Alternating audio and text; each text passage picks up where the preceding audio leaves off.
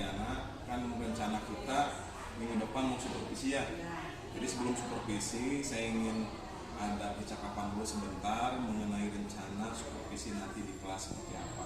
Nah, rencana Ibu supervisinya di kelas mana itu? Di kelas 11 IPS 6. 11 IPS 6 ya. Itu materinya tentang apa? Tentang nilai-nilai kehidupan dan bahasa Indonesia ya. Bahasa Indonesia ya. Nah, itu tujuan pembelajarannya seperti apa Bu ya? tujuan pembelajarannya itu siswa untuk bisa menganalisis nilai kehidupan di dalam cerpen, kemudian juga siswa dibentuk untuk bisa mengaplikasikan nilai-nilai yang ada dalam cerpen ke dalam kehidupan sehari-hari. Nah, untuk mencapai tujuan pembelajaran itu, Ibu Triana menggunakan metode apa Bu dalam pembelajaran? Metodenya menggunakan PBL. Ya, Ya. PBL, PBL ya. Continuous Learning ya. Ya. Ya. Nah, kemudian ada nggak yang harus disiapkan secara khusus sebelum pembelajaran? Kalau untuk persiapan khusus mungkin dari jauh-jauh hari sudah dipersiapkan ya, karena kan ini termasuk KD 3.3 ya, jadi anak-anak mungkin sudah tahu begitu kan, sehingga persiapannya sudah dari jauh-jauh hari. Jadi kalau sekarang itu tinggal langsung ke penugasan buat Ya, anak. termasuk mungkin alat dan bahan sudah Betul dipersiapkan ya. ya. Sudah dipersiapkan. Nah, kemudian dari materi tadi yang ingin disampaikan, cerpen ya, Bu ya. Itu ada nggak kira-kira menurut Ibu di anak itu kesulitan tentang materi itu atau gimana? Oh, iya. Kalau kesulitan materi di dalam nilai-nilai kehidupan sih tidak ada ya Pak ya. Mungkin karena anak sudah tahu ya. Tapi kalau misalnya materi yang lain, misalnya untuk menyusun cerpen itu yang sulit untuk anak. Nah, indikator yang ingin dicapai dari anak itu seperti apa nanti?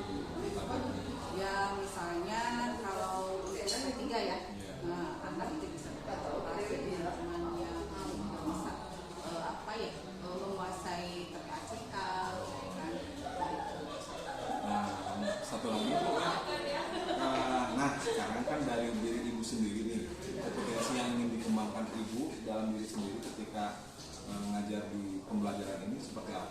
Oh iya, kompetensi saya ingin dicapai ketika saya belajar materi ini kali ini ya. Saya ingin bahwa saya itu bisa membuat anak itu enjoy ketika belajar dengan Ya, saya, nyaman, ya ya, begitu, tidak ada beban dan apapun gitu ya. Luar biasa Bu ya. Ya. Insya Allah ditunggu nanti ya, mungkin minggu depan ya. Saya lihat nanti bagaimana Ibu bisa membuat siswa enjoy, nyaman di kelas menyenangkan. Itu aja. Terima kasih Bu ya. Iya, Kita sama-sama. bertemu minggu depan. Banyak. Assalamualaikum.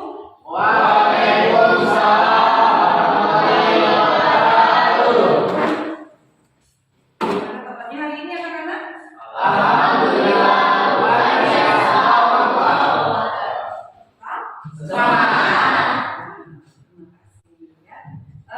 Baik, untuk mengawali aktivitas kita hari ini ya, seperti biasa ketua kelas ya memimpin doa ya, doa mau belajar. Silakan ketua kelas siapa?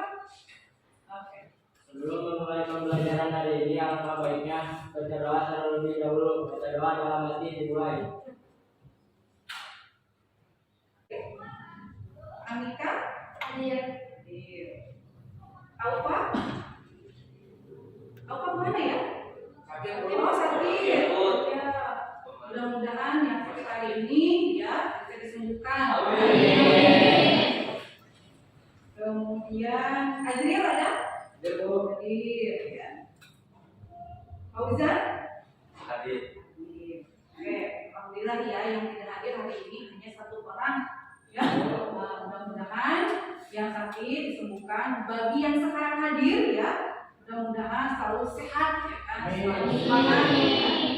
Oke. Nah, ketika ceramah ternyata itu banyak jenisnya ya, ada ceramah, ada pidato, ada juga khotbah ya kan. Nah, ada perbedaannya tidak? Pasti ya kan. Dilihat dari istilahnya saja itu ada perbedaannya ya kan, apalagi definisi dan aplikasinya pasti ada perbedaan. Intinya kesamaannya apa ya? Ada yang tahu? Ceramah, khotbah dan pidato itu adalah berbicara di muka umum untuk memberikan informasi yang baik bersifat persuasif. Jadi semuanya sama, ya kan? Itu fungsinya kan tergantung tujuan si pembicara, kan apakah mau melakukan apa ataukah sama atau tidak. Nah, ada yang ditanyakan tentang pengertian dari ceramah, pidato dan khotbah? Sudah jelas ya? Oke. Kalimat simple dan kalimat kompleks. Apa itu kalimat simple dan kalimat kompleks yang digunakan di dalam teks ceramah ya? Masih ingat kan? Ketika pertemuan yang lalu Ibu sudah menjelaskan ya, kalimat simple itu adalah kalimat yang mempunyai satu struktur kalimat. Atau kompleks berarti lebih dari satu, ya kan? Ya, namanya juga apa? Kompleks, ya kan? Nah, berarti lebih dari satu, ya kan? Yang digunakan di dalam penyusunan kalimat. Bismillahirrahmanirrahim. Assalamualaikum warahmatullahi wabarakatuh.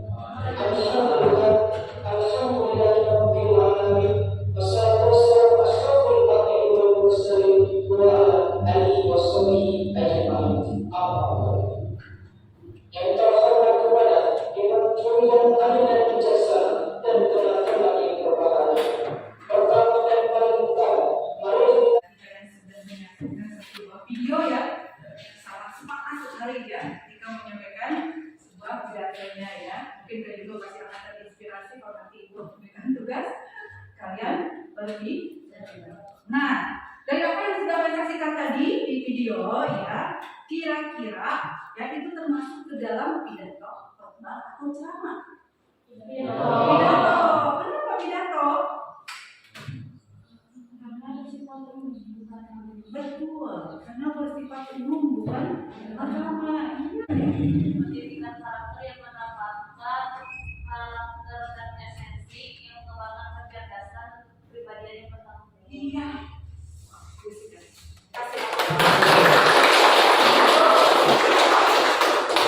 Nanti ada reward ya, buat Sinta dari Ibu nanti ya. Ya, semangat ya. Yang lain juga harus semangat ya. Kemudian penutupnya apa tadi? Kesimpulan yang disampaikan? Ada ajakannya tadi? Ada kalimat persuasifnya apa tadi? Kalimat persuasif yang disampaikan oleh pengantarnya tadi dalam videonya? Kalau nasib suatu bangsa dan negara dan juga para remaja. Kalau sudah, Ibu akan memperlihatkan satu video lagi ya buat kalian. Nah, nanti video ini yang akan dijadikan sebagai bahan kalian untuk mengisi LK dan KBD yang akan kalian ya.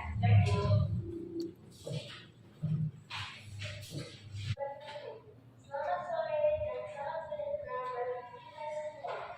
Yang saya hormati Bapak Karisma dan Presiden Republik Indonesia. Lebih dari itu, pendidikan bertujuan untuk meningkatkan sumber daya manusia dan mencetak generasi bangsa Indonesia. Pendidikan memegang peran penting dalam suatu kehidupan berbangsa dan bernegara. Karena disinilah kita generasi penerus bangsa dan bangsa. Hadirin yang berbahagia, kita tahu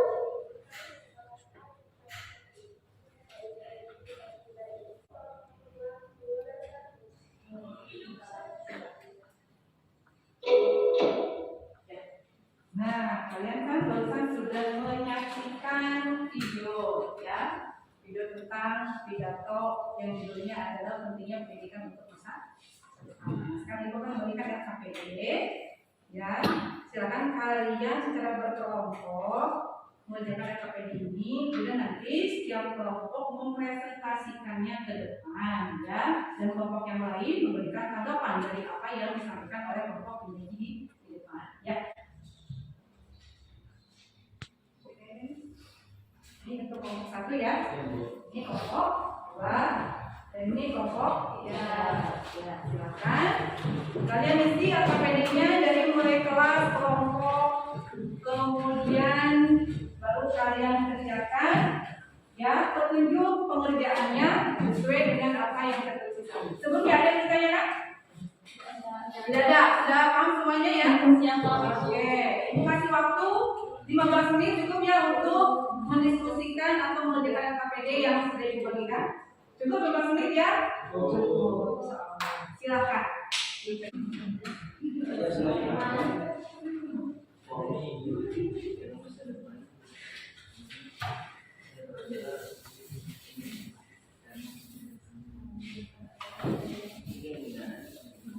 Perhatikan dulu ya. Silakan. Ya.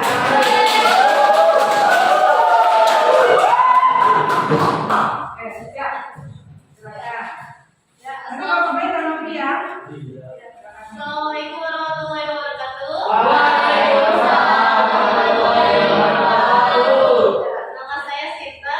Di sini saya akan mempresentasikan hasil LKPD dan saya adalah perwakilan dari kelompok 3 yang beranggotakan Agnia, Asep dan Cecep. Ya, di mana dalam materi ini ada teks ya dari bagian teksnya yaitu pembukaan. Isi teksnya itu mengenai salam, pengenalan isu dan ucapan syukur. Lalu ada kata-kata persuasi ucapannya, ayo kita jaga alam. Ya, terima kasih. Itu presentasi dari saya. Mohon maaf jika ada kesalahannya. Wassalamualaikum warahmatullahi wabarakatuh. Ya. Kelompok 1, 2, ada yang mau memberikan tanggapan kepada kelompok 3 dari hasil presentasinya? Kelompok 1? Dua dulu. Oh, kelompok 2 dulu, silakan. Kelompok 2, apa tanggapan dari kelompok 2 mengenai kelompok 3 tadi hasil presentasi apa tanggapannya? Ada? Tanggapannya apa?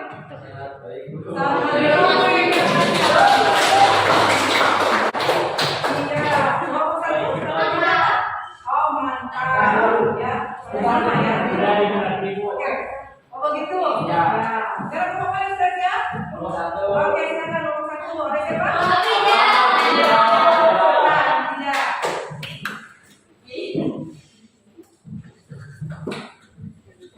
Assalamualaikum warahmatullahi wabarakatuh. Perkenalkan, nama saya Rizal, perwakilan dari kelompok 1 ya. Di sini saya akan mempresentasikan hasil diskusi kelompok kami. Di sini ada bagian teks ya. Yang pertama ada pembukaan, di mana isi teksnya adalah diawali dengan kata Assalamualaikum warahmatullahi wabarakatuh. Yang kedua di sini menjelaskan tentang isi dari teks adalah kita sebagai seorang anak muda memang menjadi harapan bagi bangsa ya, agar bangsa ini bisa lebih maju ke depannya. Terus yang selanjutnya itu ada simpulan, di mana di dalam simpulan itu termasuk dalam salam penutup. Di sini ada demikian pidato singkat yang bisa saya sampaikan. Ya. Itu untuk yang pertama. Terus untuk LKPD kedua di sini ada untuk topik yaitu pendidikan karakter untuk generasi muda. Untuk kaidah kebahasaan di sini ada kata ganti orang pertama. Contohnya itu aku atau saya. Untuk kata ganti orang kedua yaitu di sini ada kami, kita, dan juga kalian. Untuk kata sambung sebab akibat contohnya yaitu apabila, sebab, atau karena. Untuk yang selanjutnya itu kata sambung temporal. Di sini ada contohnya kemudian, setelah itu, dan selanjutnya. Selanjutnya itu kata-kata teknis, contohnya yaitu fenomena. Untuk yang selanjutnya kata-kata mental, di sini contohnya bahasa, berpikir, dan berkomunikasi. Untuk yang selanjutnya yaitu kata-kata persuasif, contohnya adalah ayolah dan marilah. Mungkin Bu, itu saja yang bisa saya sampaikan. Mohon maaf bila ada kekurangannya. Assalamualaikum warahmatullahi wabarakatuh.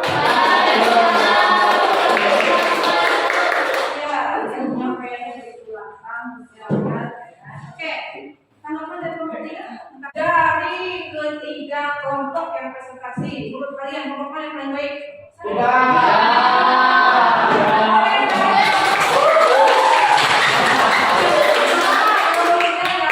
Kelompok 1 dan 3 jangan pesimis ya. Ya, masih ada kesempatan yang lain mereka bisa lebih semangat ya dan lebih baik. Oke. Nah, dari apa yang sudah kita presentasikan, diskusikan ya, kesimpulannya apa ya tentang pidato, kemudian dari pidato ya, kemudian kayak kebahasaannya, kan? Ada yang bisa menyimpulkan kira-kira pidato itu tadi apa?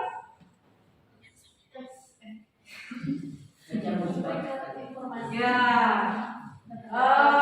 pidato, khotbah dan juga ceramah itu adalah berbicara di bidang ilmu untuk memberikan informasi ya yang bersifat motivasi atau ajakan. Nah, seperti ada apa? Ya. Membuka. Ya. Betul. Strukturnya, pembahasannya apa tadi ada berapa? Ada 6 ya. Satu apa? Persuasi. Oke, kalimat persuasi. Yang kedua, katakan. Nah, untuk mengukur ya, kalian paham tidaknya, ibu akan memberikan sebuah tes. Ya, tes formasi buat kalian. Ya, silakan kalian kerjakan semampu kalian, sepaham kalian. Ya, nah, supaya lebih efektif cara mengerjakannya, silakan kalian duduk kembali di kursinya masing-masing. Ya, sekarang apanya Ibu Sinta lagi ya. Nah, dari apa yang sudah kita laksanakan kegiatan dari awal sampai akhir, ya Ibu ingin tahu ya bagaimana perasaan dan kita belajar hari ini. Apa yang terasa senang, sedih? Senang, Bu.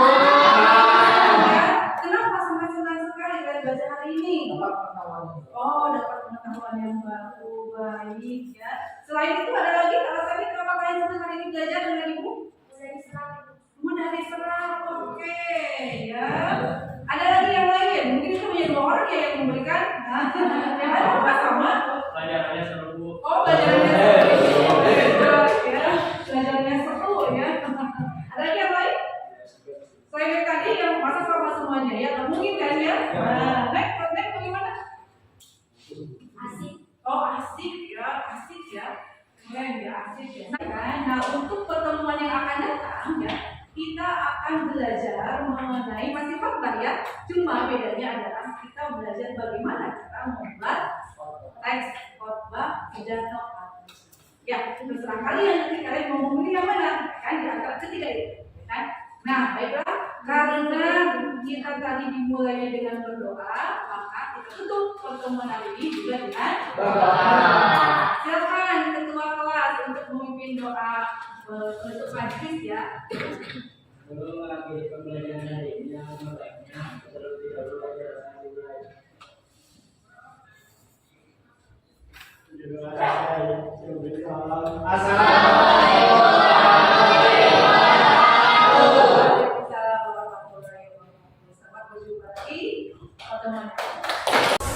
Assalamualaikum warahmatullahi wabarakatuh. Ibu Triana, kita kan kemarin sudah melakukan supervisi ya di kelas kemarin ya, kelas 11 pelajaran bahasa Indonesia kan ya Ibu ya. Nah, ketika pembelajaran di kelas, bagaimana Ibu pengondisian kelasnya seperti apa siswa agar mengikuti situasi belajar dengan seperti apa?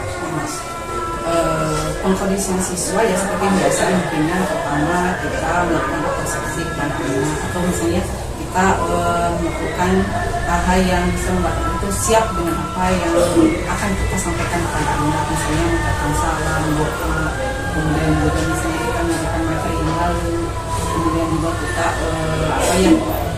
menyambungkan materi yang dengan yang akan kita pelajari hari ini kan. Tapi sebelumnya memang ada tes dulu gitu kan ya, supaya memisahkan apa ya, supaya ada diferensiasinya begitu ya, mengukur masing-masing ya, heterogen atau bagaimana gitu ya. Nah, kemudian kan tujuan pembelajaran Ibu di awal itu sudah menerapkan ya, bagaimana itu, apakah tercapai tujuan pembelajarannya atau mungkin ya tercapai ya. Misalnya tujuan yang pertama anak bisa menganalisis nilai-nilai kehidupan di dalam cerpen gitu kan, kemudian dikaitkan dengan kehidupan sehari-hari, itu memang sudah tercapai gitu kan. Mungkin yang dulu itu adalah apa ya, waktu ketika kita itu di kelas gitu kan, kadang-kadang tidak cukup gitu kan. Iya, nah itulah kendalanya itu seperti itu. Kadang direncanakan waktunya yang kurang cukup. Nah, kemudian indikator pembelajaran yang ibu ingin dapatkan dari keberhasilan anak itu terlihat nggak di anak gitu ya, ketika mereka ikut belajar dengan ibu? Terlihat sekali gitu kan, apalagi ketika anak itu melakukan diskusi ya, mereka itu sangat antusias gitu kan ketika mereka berdiskusi untuk mengisi LKPD, kemudian mereka mempresentasikan gitu kan. Jadi terlihat gitu kan bahwa indikator yang saya pilih di dalam pembelajaran itu sudah tercapai. Kemudian metode pembelajaran yang kemarin sudah direncanakan dan saya lihat di supervisi itu, apakah menurut ibu sudah bisa mengakomodir kebutuhan siswa atau bagaimana? Ya, mungkin kemarin waktu saya melakukan pembelajaran kan menggunakan metode baru ya, sehingga anak-anak itu kadang canggung gitu kan, metodenya beda gitu. Tapi lama-kelamaan ketika kita sudah berjalan, akhirnya anak-anak juga bisa. Lagi kan kalau di dalam saya kan memilih yang PBL ya, business learning gitu kan, dimana anak-anak itu harus berdiskusi, kemudian juga harus mempresentasikan gitu kan, dimana kontennya itu kan saya itu memberikan kepada anak kebebasan gitu kan, menentukan topiknya itu beda-beda gitu ya. Tapi lama-kelamaan anak juga terbiasa dengan pembelajaran PBL. Luar biasa ya. Memang saya lihat seperti itu. Tadi di awal kan ada pre-test, kemudian juga barusan ibu seperti itu, ada perbedaan konten karena pun ada heterogennya personality di kelas ya. Tapi itu menandakan ada pembelajaran berdiferensiasi. Nah, dari sisi konten sendiri ibu sudah menyiapkan kan kemarin sedemikian rupa itu bagaimana umpan balik ataupun kesan dari mereka, apakah bisa mengikuti perbedaan konten ataupun berbagai jenis konten yang ibu sampaikan atau materi yang ibu sampaikan ke anak bisa diterima? Oh iya, untuk mengetahui hal seperti itu, saya melakukan refleksi kepada anak, kan sehingga kita tahu apakah memang pembelajaran tentang perbedaan konten itu bisa anak memahami atau tidak, atau misalnya memang itu bisa membuat anak itu enjoy atau menyenangkan gitu kan, sehingga di akhir gitu kan saya melaksanakan refleksi terhadap anak gitu, sehingga saya tahu gitu kan, sedikitlah tahu gitu. Kemudian dalam pembelajaran ibu ya namanya juga anak ya, kadang juga ada yang mengikuti, ada yang tidak dan sebagainya, kan latar belakang mereka berbeda. Kemudian juga kesiapan mereka, kesenangan mereka, kecocokan mereka terhadap suatu materi ataupun hasil ada di akhirnya misalnya suka ada post-test ya ataupun semacam latihan, itu apakah mereka bisa mengikutinya dengan baik sesuai dengan keinginan mereka ataupun sesuai dengan kebutuhan mereka? Iya, saya itu bisa melihat dari hasilnya ya, karena saya kan melakukan evaluasi dalam bentuk itu proses gitu kan. Nah, jadi di situ saya bisa lihat ternyata setelah saya melakukan metode PBL, sehingga nilai bahasa Indonesia terutama materi yang menentukan nilai moral pada cerpen itu ada peningkatan. Iya. Di kegiatannya yang kemarin saya lihat anak juga ikut dilibatkan ya, Iya, dilibatkan. Diskusi kemudian dan sebagainya. Nah, itu apakah mereka antusias ya mengikuti diskusi dengan kesadaran mereka sendiri, manajemen diri mereka sendiri, ataupun mereka juga ikut menyampaikan aspirasi ataupun idenya dalam diskusi itu bagaimana? Ya kadang ada yang bisa mengikuti, ada yang tidak ya. Mungkin karena diferensiasi yang tadi gitu ya, kadang anak yang ada yang suka, ada yang tidak. Nah itu yang susah itu adalah menggali respon dari kelompok lain gitu kan, ketika kelompok yang satu sedang presentasi. Nah itu susah begitu kan, tapi memang ketika mereka melakukan diskusi, mereka bisa sekali ada kolaborasinya gitu kan. Jadi saya pikir anak-anak memang mungkin senang dengan menggunakan metode seperti ini gitu kan. Nah, kesulitan-kesulitan itu kan ibu temui ya ketika memang pada praktek di lapangan ya. Ibu sendiri punya nggak ataupun yang dilakukan oleh ibu ketika ada kesulitan langsung di tempat, baik itu kesulitan dari sisi siswa mengikuti pembelajaran ataupun mungkin dari sisi ibu sendiri kesulitan bagaimana mengkondisikan itu seperti apa? Iya, misalnya ketika saya mengajar di jam-jam yang apa ya, yang awan ya, nah gitu ya. Ketika akan memulai, saya pasti mempertanyakan misalnya ice breaking, atau misalnya supaya anak antusias untuk mengikuti pembelajaran, saya melakukan game pada anak-anak, sehingga anak-anak itu bisa istilahnya apa yang bisa mengikuti pembelajaran yang akan kita lakukan gitu. Nah, kemudian ketika ibu setelah melakukan pembelajaran ya menggali antusiasme anak di kelas, kemudian ada nggak dari mereka bagaimana tanggapan positif ataupun refleksi atau kesimpulan yang mereka bisa berikan terhadap pembelajaran itu seperti apa? Antusiasmenya ya itu ya dalam bentuk refleksi begitu kan. Yang mereka bilang gambarannya seperti apa gitu dari anak mereka bilang, oh iya Bu senang karena kan di pembelajaran Ibu ada reward gitu. Nah itu juga sih maksudnya dari itu menandakan si anak itu memang udah mulai puas gitu ya. Betul, dengan metode yang kita berikan oh, kok beda katanya gitu. Ya, manajemen iya. Ya manajemen kelas kita berarti kan itu luar biasa Bu, udah sangat bagus. Berarti di awal kan kita sebelum supervisi ini Ibu di supervisi mengatakan ingin menciptakan pembelajaran yang menyenangkan ya, nyaman bagi anak. Nah itu menurut Ibu dari hasil akhir pembelajaran itu kelihatannya apakah sudah berhasil atau mencapai hal itu atau tidak? Saya menganggap bahwa dari hasil refleksi anak ya bisa menunjukkan menyenangkan. Ya. Karena kebanyakan mereka memilih emosikon yang senyum gitu kan ya. Itu. Oh berarti saya bisa menunjukkan bahwa anak-anak berarti senang ketika saya melakukan pembelajaran. Iya. Biasanya memang kita di situ ya kelihatan anak tuh senangnya, apalagi refleksi kan mereka menyampaikan seperti itu. Berarti di situ pengukuran kita sejauh mana kita bisa mengajak ataupun mengkondisikan kelas yang luar biasa itu. Nah, kemudian ada nggak dari siswa sendiri semacam unek-unek atau apa berikutnya atau usulan lah gitu ya, misalkan Bu berikutnya kami pengen belajar ini dengan seperti apa gitu ya, usulan-usulan ya, sehingga kita sebagai pendidik pun oh iya boleh berkolaborasi dengan mereka belajar seperti apa. Mungkin itu kan ada di kelas masing-masing suka beda ya, ada yang biasa aja datar, ada yang pas ini bagus Ibu pengen apa, ada nggak yang seperti itu? Ada yang seperti itu. Misalnya Ibu nanti perbanyak lagi ya. Ya saya di reward ya.